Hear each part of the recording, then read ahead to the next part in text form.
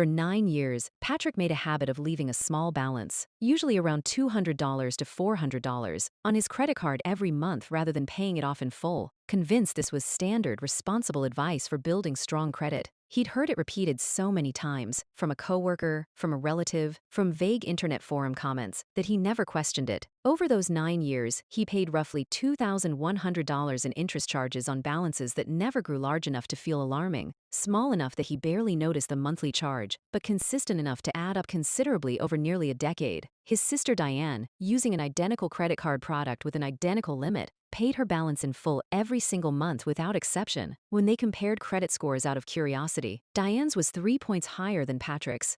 This particular piece of financial folklore, that carrying a small balance rather than paying in full helps your credit score, is one of the most persistent and consistently debunked myths in personal finance, and multiple studies from credit bureaus and financial researchers have confirmed the same finding repeatedly. Paying your statement balance in full every month has no negative effect on your credit score whatsoever, and in most comparisons, correlates with equal or slightly better scores than carrying a balance does. Credit scoring models do consider a factor called credit utilization, the percentage of your available credit currently in use, but that calculation is based on your statement balance at a specific reporting date, not on whether you subsequently carry that balance forward and pay interest on it. The confusion appears to trace back to a real but frequently misunderstood mechanism.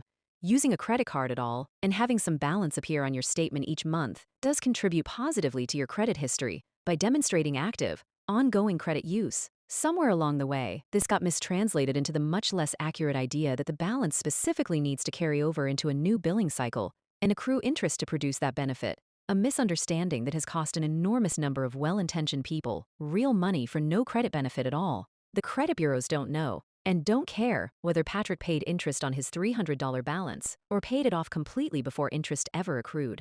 Both scenarios report an identical, healthy pattern of active credit use to his credit file.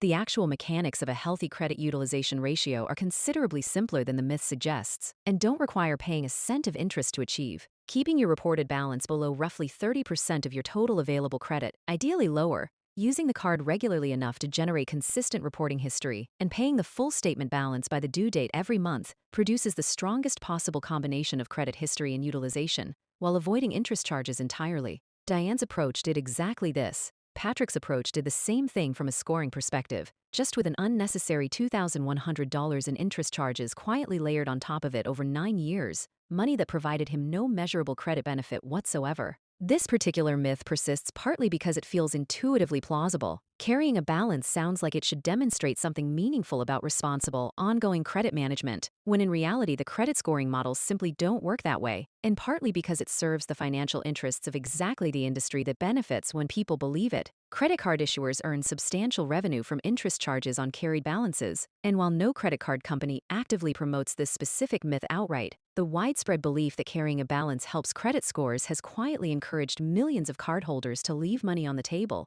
paying interest for a benefit that credit scoring models never actually required.